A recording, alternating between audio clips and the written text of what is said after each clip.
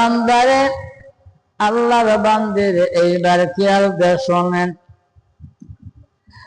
মরণ নামক জায়গা আপনার আমার জন্য বান্দা এমন হয়ে আছেন, এই দুনিয়া আপনার যেদিন আপনাকে আমাকে কবরের মধ্যে রাখা হবে,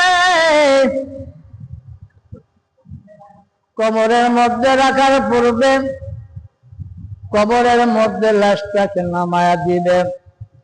কবরের মধ্যে লাশটাকে নামায়া দেওয়ার পর মসজিদের ইমাম সাহেব দোয়া পড়তে থাকবেন, বিসমিল্লাহি ওয়া সাবিলিল্লাহি ওয়া আলা মিল্লাতি রাসূলুল্লাহ।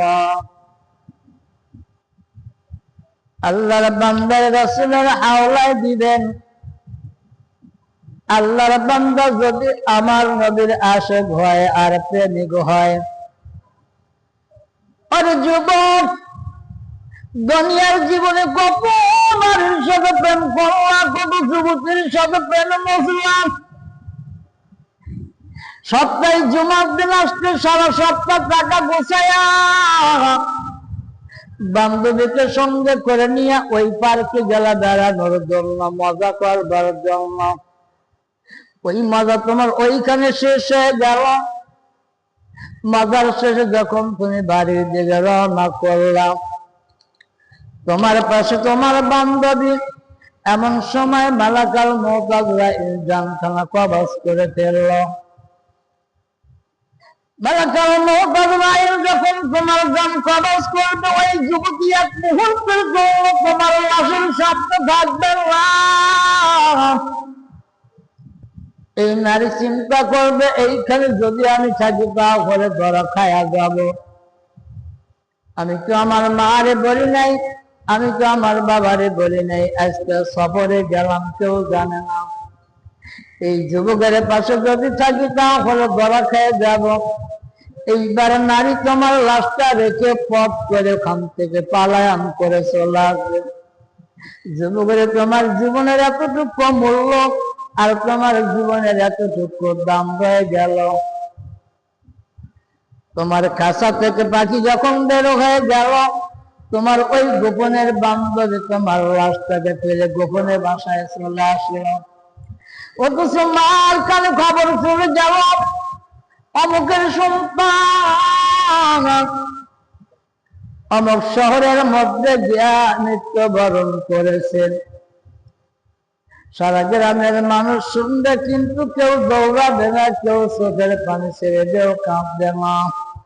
মা জনম দুঃখিনী, মা দরদি দুলার মধ্যে লুটালুটি করে কান্নাকাটি করবে আর বলবে, আমার বেটা। আল্লাহর বান্দারে, আল্লাহর বান্দিরে একটু মন দিয়ে শোনেন। নবীজির সাহাবী হযরত আলকামা রাদিয়াল্লাহু তাআলা আনহু দাম্পত্য জীবনে বিবাহ করলেন। মাকে ভালোবাসে না, মাকে দেখতে পারে না, মার সাথে খারাপ ব্যবহার করে। মা জনম দুঃখিনী, কলিজার মধ্যে আঘাত লেগে গেল। আলকামা মৃত্যু সজ্জায় পতিত হয়ে গেল। আমার নবীর কানে খবর চলে গেলেন, ইয়া রাসূলুল্লাহ, ইয়া হাবিবাল্লাহ, নবী গো, আপনার একজন বিশিষ্ট সাহাবী হযরত আলকামা রাদিয়াল্লাহু তাআলা আনহু মৃত্যু সজ্জায় পাঞ্জালারে মৃত্যুর সাথে ছুটাছুটি করতেছে, কিন্তু আলকামার জবানে কলেমা জারি হইতেছে না। আলকামার স্ত্রী চলে আসলেন নবীজির দরবারে, নবীজিকে ডাক দিয়া বললেন, ইয়া রাসূলুল্লাহ, ইয়া হাবিবাল্লাহ। কি নাম?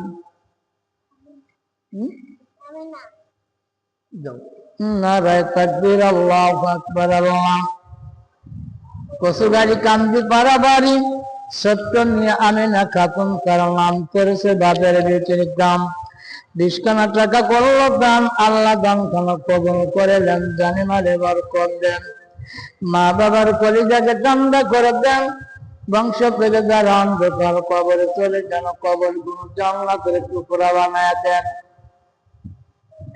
ইয়াউমাল কিয়ামত পর্যন্ত ওই কবরবাসীদের আর কবরে টান দেয় না। আল্লাহুম্মা আমিন।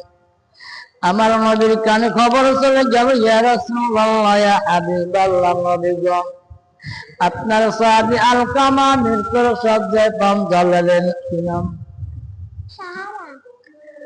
নারে তাকবীর, আল্লাহু আকবার, আল্লাহ মুসাম্মাদ সাহারা খাতুন। চারজন মানুষের কাছে 400 টাকার দাবি করেছি, মুসাম্মাদ সাহারা খাতুন দিয়ে গেল 100 খানা টাকা, এখন বাকি আছে আর 3 জন। আল্লাহ দান কবুল করে নাও।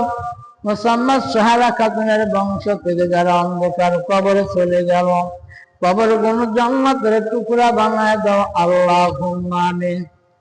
আল্লাহ আপনার একজন বান্দি আমার ছাত্রী মুসাম্মাদ মদিনা খাতুনের মা কান্দি পাড়া বাড়ি কত গুণা দিল ভুট্টা, আল্লাহ দান কবুল করো, মনের নেশা পূর্ণ করো, জীবনের গুনাহ মাফ করো, সংসারে সচ্ছলতা দান করিয়া দাও, আসমানি বালা জমিনি বালা থেকে হেফাজত করো, আল্লাহুম্মা আমিন।